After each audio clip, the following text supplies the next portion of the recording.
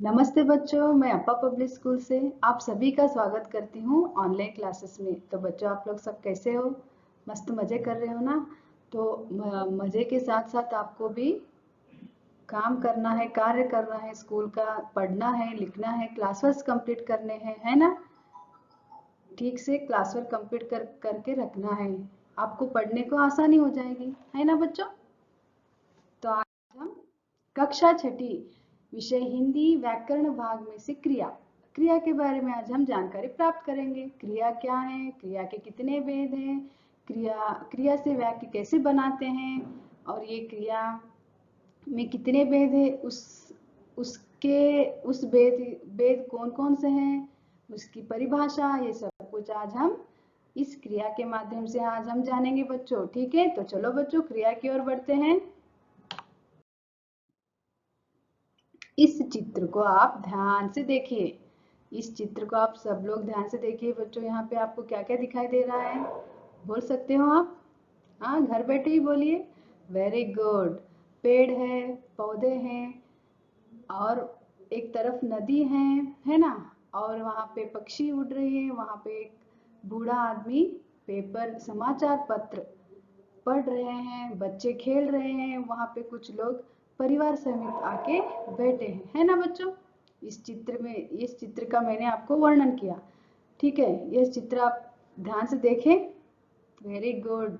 चलो, यह एक बड़ा मैदान है। यहाँ लड़कियां फुटबॉल खेल रहे हैं, बूढ़े लोग बैठकर समाचार पत्र पढ़ रहे हैं, लड़के व्यायाम कर रहे हैं, छोटे छोटे बच्चे खेल रहे हैं, पेड़ पर कोयल बैठी है, आकाश में चिड़िया उड़ रही है, दूर कुछ लोग परिवार सहित बैठे हैं। जैसे मैंने अभी आपको चित्र का वर्णन किया, ये सब कुछ वहां पे हो रहा है ना? यह एक बड़ा मैदान है। यहाँ लड़कियां फुटबॉल खेल रही हैं, बूढ़े लोग बैठकर समाचार पत्र पढ़ रहे हैं, लड़के व्यायाम कर रहे हैं, छोटे छोटे बच्चे खेल रहे हैं, है ना? पेड़ पर कोयल बैठी है, आकाश में चिड़िया उड़ रहे हैं, दूर कुछ लोग परिवार सहित बैठे हैं, है ना बच्चों? आपने देखा इस चित्र में कुछ ना कुछ हो रहा है ना? कोई ना कोई कार्य कर हर कोई कर रहा है, कोई ना कोई कार्य हर कोई कर रहा है।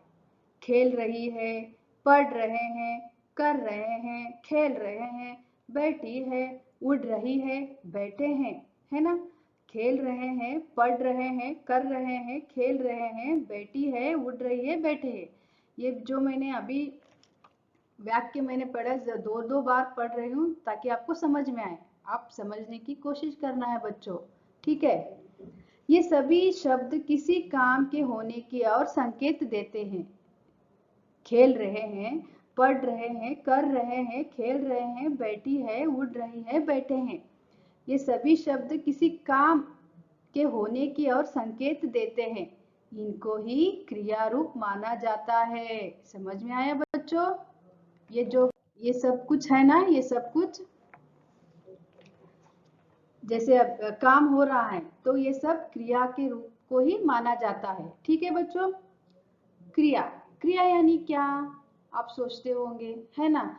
अब मैं आपको पढ़ा रही हूँ, ये एक क्रिया है ना? ये भी एक काम है, ये क्रिया हुआ। काम के करने अथवा होने का बोध कराने वाले शब्दों को क्रिया कहते हैं।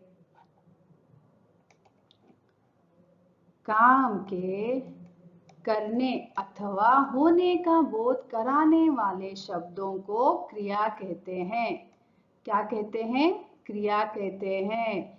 जैसे सोना, आप रात को सोते हो वो सोना, खाना, भूख लगे तो जब खाते हो ना वो खाना, पीना, सोचना, चलना, हंसना, रोना, देखना, सुनना, बोलना, पढ़ना, लिखना, गाना, गुर्राना। गुर्राना भी एक क्रिया है ना? जब रात को आपके मम्मी पापा दादा दादी सोते होते तो रात को गुर्राते हैं, ये भी एक क्रिया है ना बच्चों? आदि आप भी कुछ उदाहरण दे सकते हो बच्चों। ठीक है, काम के करने अथवा होने का बोध कराने वाले शब्दों को क्रिया कहते हैं। एग्जाम्पल मैंने अभी आपको दिया ना, उदाहरण सोना, खाना, पीना, सोचना, चलना, हंसना, रोना, देखना, सुनना, बोलना, पढ़ना, लिखना, गाना, गुर्राना आदि ये सब क्रिया के अंतर्गत आने वाले उदाहरण हैं। हम हमारे रोजमर्रा के जीवन में हम देख सकते हैं, आपकी मम्मी पापा, आप खुद कोई ना कोई कार्य करते रहते। सब सुबह उठने के बाद ब्रश करना, ये भी एक क्रिया है ना। नहाना क्रिया है, खाना क्रिया है, पढ़ना लिखना क्रिया है ना बच्चों। समझ में आ रहा है?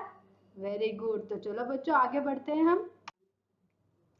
क्रिया, काम के करने का बोध कराने वाले शब्द, काम के होने का बोध कराने वाले शब्द। यहाँ पे दो तरीके हैं बच्चों, एक है काम के करने का बोध कराने वाले शब्द, दूसरा है काम के होने का बोध कराने वाले शब्द। जैसे कि काम के करने का बोध कराने वाले शब्द के कॉलम में, बॉक्स में हम दे सकते हैं, बच्चे पढ़ते हैं, पक्षी उड़ रहे हैं। बच्चे पढ़ते हैं, पढ़ना, पढ़ते यानी पढ़ना एक क्रिया है, उड़ रहे हैं, उड़ना एक क्रिया है। बच्चा बीमार है, पक्षी सुंदर है।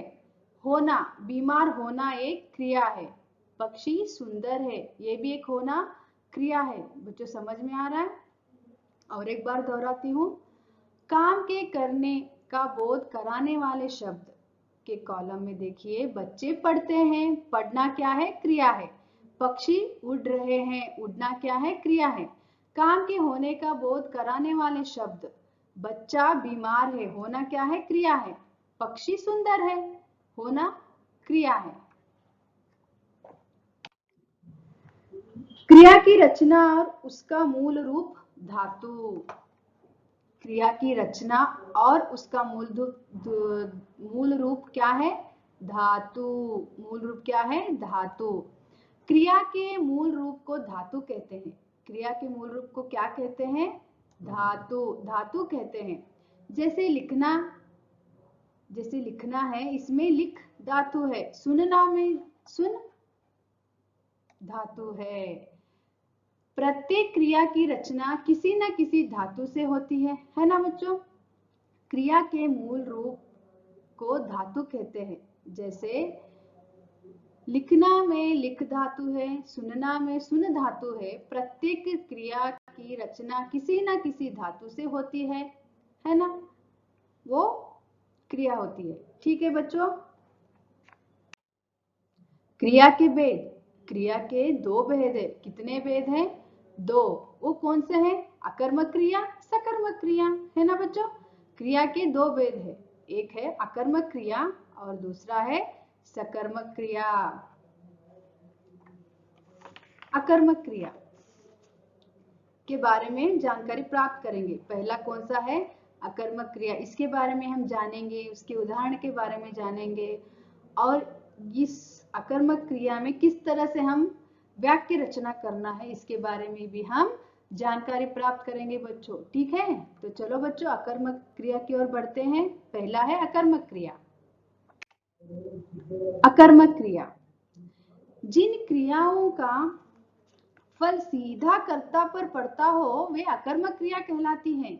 जिन क्रियाओं का सीधा फल कर्ता पर पड़ता हो वे अकर्मक क्रियाएं कहलाती है। जैसे बम्मन दौड़ रहा है।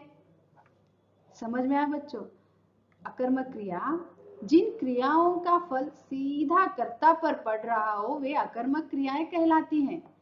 जैसे उदाहरण, बम्मन दौड़ रहा है, अनुष्का हंस रही है। अनुष्का हंस रही है। बच्चों उदाहरण ध्यान से सुनिए, ठीक है। हाथी चल रहा है, बारिश हो रही है। इस वाक्यों में दौड़ रहा है, हंस रही है, चल रहा है एवं हो रही है क्रिया का सीधा फल कर्ता बम्मन, अनुष्का, हाथी, बारिश पर पड़ रहा है। अतएव ये अकर्मक क्रियाएं हैं। अभी मैंने बोला ना आपको, उदाहरण ध्यान से देखिए। इन वाक्यों में दौड़ रहा है, बम्मन दौड़ रहा है, अनुष्का हंस रही है ना, हाथी चल रहा है, बारिश हो रही है। क्रिया का सीधा फल कर्ता, बोमन, अनुष्का, हाथी, बारिश पर पड़ रहा है, अतएव ये अकर्मक क्रियाएं हैं, है ना। अकर्मक क्रिया के कुछ अन्य उदाहरण देखते हैं हम। बीमार रो रहा है, बीमार है ना वो लड़का, रो रहा है। आप बोलते हो ना, अगर घर में कोई बीमार पड़ रहे तो आप बीमारी से कुछ ना कुछ दर्द होता रहता है बदन पर, तो उस दर्द को सहने की शक्ति नहीं रहती तो हम रो देते हैं। तो बीमार रो रहा है, तैराक तैर रहा है, चपरासी खड़ा है, चपरासी खड़ा है। इन वाक्यों में कर्म ना होने से क्रियाओं के व्यापार का सीधा फल क्रमश कर्ता, बीमार, तैराक और चपरासी पर पड़ रहा है, अतएव ये क्रियाएं अकर्मक है। समझ में आया बच्चों आप लोगों को? और एक बार दोहराती हूं मैं। इन वाक्यों में कर्म ना होने से क्रियाओं के व्यापार का सीधा फल क्रमश कर्ता, बीमार, तैराक और चपरासी पर पड़ रहा है, अतएव ये क्रियाएं अकर्मक हैं। अब क्रिया में दो प्रकार है, मैंने कहा था ना, दो भेद है, एक अकर्मक क्रिया और एक सकर्मक क्रिया। अब अकर्मक क्रिया के बारे में हम जान ली, अब सकर्मक क्रिया के बारे में जानेंगे। चलो बच्चों,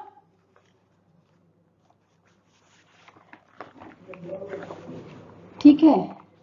अकर्मक क्रिया, जिन क्रियाओं के करने या होने का फल कर्म पर पड़ता है उन्हें सकर्मक क्रिया कहते हैं। ठीक है बच्चों, मैं आपको और एक बार समझाती हूँ। जिन क्रियाओं के करने या होने का फल कर्म पर पड़ता है उन्हें क्या कहते हैं? सकर्मक क्रियाएं कहते हैं। जिन क्रियाओं के करने या होने का फल कर्म पर पड़ता है उन्हें सकर्मक क्रियाएं कहते हैं। जैसे नल से पानी बह रहा है, नल से पानी बह रहा है। बच्चों ये एग्जाम्पल आप जरा ध्यान से सुनिए। घोड़ा घास खा रहा है, घोड़ा क्या कर रहा है? यहाँ पे घास खा रहा है। सब्जी वाला सब्जी बेच रहा है, सब्जी वाला क्या कर रहा है? सब्जी बेच रहा है। धोबी कपड़े धो रहा है, धोबी क्या कर रहा है? यहाँ पे कपड़े धो रहा है। नल से पानी बह रहा है, घोड़ा घास खा रहा है, धोबी कपड़े धो रहा है, सब्जी वाला सब्जी बेच रहा है। क्रिया का फल कर्म पर पड़ रहा है, खा रहा है, धो रहा है, बेच रहा है, अतएव ये सकर्मक क्रियाएं हैं। ये सब क्या है? सकर्मक क्रियाएं हैं। नल से पानी बह रहा है, आपने पहले चित्र में देखा। घोड़ा घास खा रहा है ना। धोबी कपड़े धो रहा है, धोबी क्या कर रहा है? यहाँ पे कपड़े धो रहा है। यहाँ बहुत सारे कपड़े, एक कपड़े को वो धो रहा है। सब्जी वाला सब्जी भेज रहा है। क्रिया का फल कर्म पर पड़ रहा है, खा रहा है, बह रहा है, धो रहा है, बेच रहा है, अतएव ये सकर्मक क्रियाएं हैं, है ना बच्चों। सकर्मक क्रिया के अन्य उदाहरण। सकर्मक क्रिया के लिए कुछ अन्य उदाहरण देखेंगे हम। क्या है? मीरा पुस्तक पढ़ती है, मीरा पुस्तक पढ़ती है, मीरा पुस्तक पढ़ती है। इस वाक्य में पुस्तक कर्म है, पढ़ने का फल कर्म पुस्तक पर पड़ रहा है ना। मीरा पुस्तक पढ़ती है, इस वाक्य में पुस्तक कर्म है, पढ़ने का फल कर्म पुस्तक पर पड़ रहा है। आलिया टीवी देखती है, इस वाक्य में टीवी कर्म है, क्रिया का फल कर्म टीवी पर पड़ रहा है। कल्पना कविता याद करती है, यह कविता कर्म है, क्रिया का फल कर्म कविता पर पड़ रहा है। सकर्मक क्रिया के बारे में और एक बार दोहरा देती हूँ बच्चों में आपको। सकर्मक क्रिया, जिन क्रियाओं के करने या होने का फल कर्म पर पड़ता है उन्हें सकर्मक क्रियाएं कहते हैं।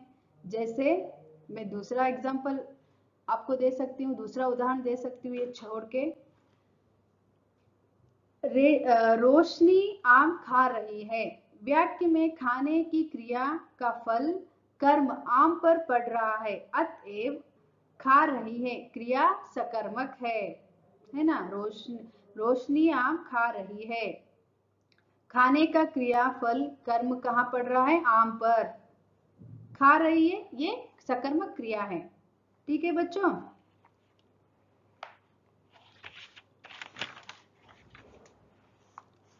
अकर्मक क्रिया को किस तरह से हम पहचाने, है ना। इसमें अकर्मक कौन सा है, सकर्मक कौन सा है, किस तरह हमें इसे पहचानना है मिस। आपको कंफ्यूज हो रहा होगा, है ना बच्चों।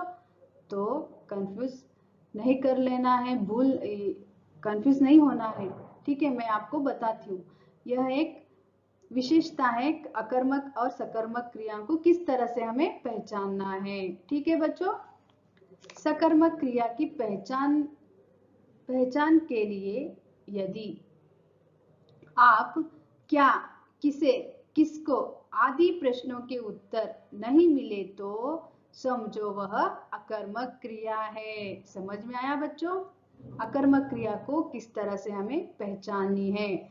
आप लोगों को क्या, किसे, किसको आदि प्रश्नों के उत्तर नहीं मिले तो वो समझ लेना कि वह अकर्मक क्रिया है। समझ में आया। अकर्मक क्रिया की पहचान के लिए यदि आप क्या, किसे, किसको आदि प्रश्नों के उत्तर नहीं मिले तो समझो वह अकर्मक क्रिया है। ठीक है। सकर्मक क्रिया की पहचान के लिए क्या करना है मिस, तो वो भी बता देती हूँ मैं। सकर्मक क्रिया की पहचान के लिए वाक्य में क्या, किसको आदि प्रश्नों के उत्तर मिलने चाहिए। समझ में आया। सकर्मक क्रिया की पहचान के लिए वाक्यों में क्या, किसको आदि प्रश्नों के उत्तर मिलने चाहिए, वे सकर्मक क्रिया कहलाते हैं। ठीक है बच्चों, समझ में आया। अब कंफ्यूज होने की जरूरत नहीं, मैंने आपकी कंफ्यूज को हटा दिया, दूर कर दिया, है ना।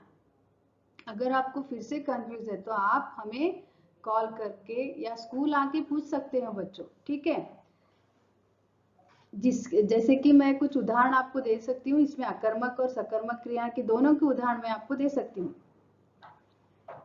जैसे मैं सोता हूँ, हाँ मैं सोता हूँ। वाक्य पर प्रश्न कीजिए, क्या सोता है, उत्तर कुछ नहीं आएगा, है ना। इसका अर्थ यह है कि सोता हूँ एक अकर्मक क्रिया है ना।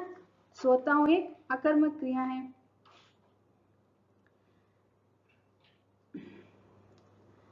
क्या, किसे, किनको, किन्हें प्रश्न कीजिए।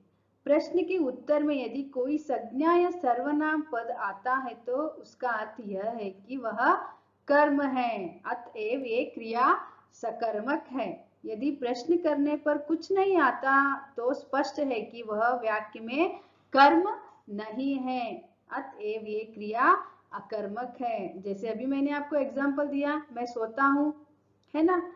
वाक्य पर प्रश्न कीजिए, क्या सोता है, उत्तर कुछ नहीं आता। इसका अर्थ यह है कि सोता हूं एक अकर्मक क्रिया है।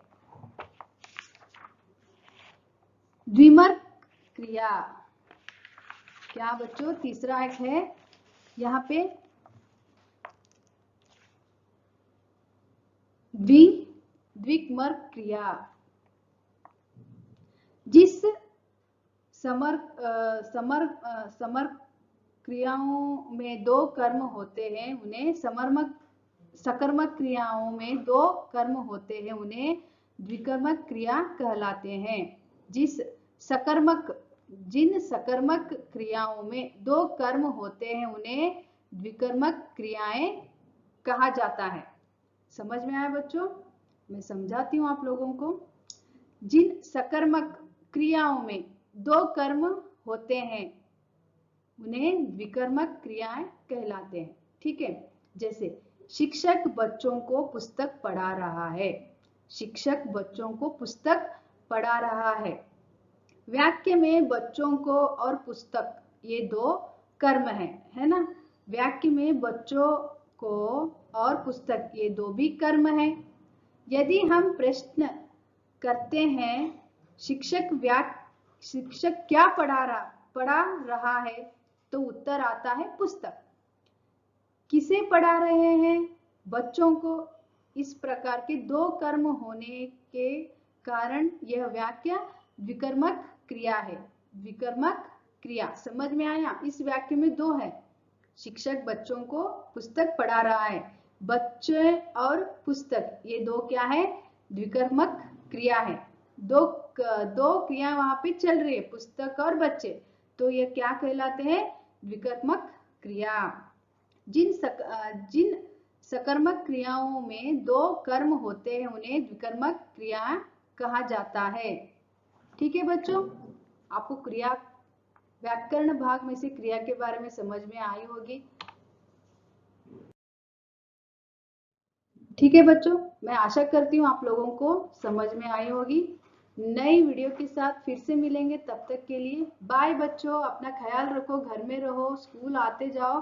कुछ प्रॉब्लम्स रहा तो आके पूछो, हम उसका सॉल्यूशन निकाल के देंगे। बाय।